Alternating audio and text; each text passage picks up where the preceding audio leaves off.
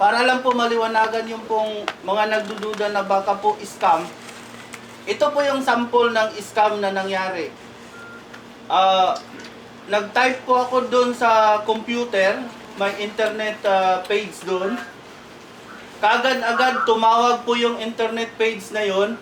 Tapos hiningan po ako ng mga detalye. Maya-maya po, sabi niya, "Sir, yung our succeeding conversation will demand payment." O, doon nyo ma-compare ngayon kung ano yung scam at yung hindi scam. Dito sa atin, tapusin muna natin mag-fill up yung EIT, plansahin natin mabuti, yung bayad, matagal pa yun pag pumasa na yung papel nyo. Kaya, huwag kayong mag-alala, ang pag-abalahan nyo, paano nyo ma-fill upan yung EIT form nyo ng mabuti at tama. Saka na yung pag-isipan kung magbabayad kayo. Kasi hindi natin papadala yung bayad nyo tsaka yung form nyo kung kulang. Kasi nagsasayang lang ng oras yung ating organisasyon. Yun po yun.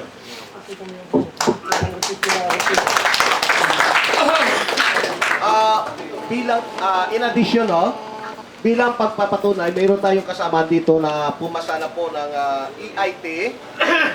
Nagbayad siya sa kaukulang halaga, address po sa Government of Alberta. Kung ang binagbayaran ninyo, organization o tao, doon magdadalawang isip kayo. Pero nakalagay dito, Government of Alberta. Pay to check. Pay to check. Maliwanag na? Oh. Kaya nga po dito, ang mga katanungan natin, huwag tayong tumawa. Intindihin natin kung ano ang tanong. Magandang tanong yon. Pwede magtanong. Introduce mo muna. Sir, magtatanong na po si Mr. Aranan, sir. Yung media po. Okay. Mr. Aranan, okay, go ahead, Morning please. po. Gusto ko lang po itanong, sa dami-dami ng mga Pilipino sa buong mundo, bakit kailangan natin hikayatin ng mga OFW dito sa Saudi Arabia? May kakayahan ba sila sa pagdating sa qualification?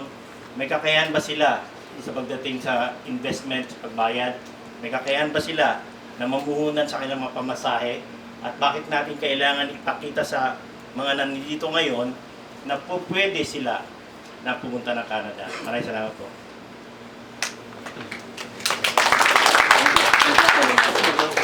Pwede ako muna sumagot. Sir Gary, sagutin ko muna ng konti bago po kayo. Para po malaman ng media, hindi po si Sir Gary ang nag-invite sa amin. Kami po ang naghanap ng paraan kung paano namin makontak si Sir Gary. Yun po yung totoo.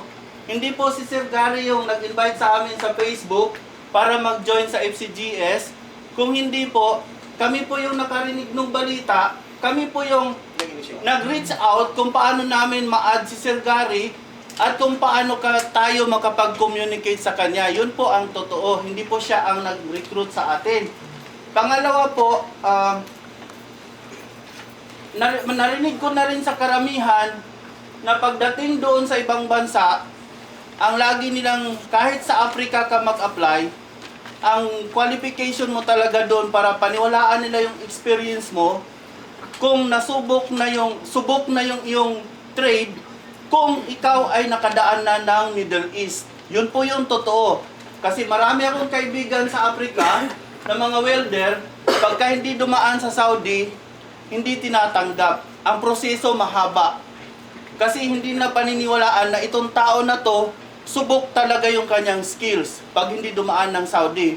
Yun yung kaibahan pag nag-Saudi ka, kasi ang tingin sa'yo ng ibang bansa ay parang yung tested and proven na kahit sa anong kondisyon ng climate, kaya mong mag-survive.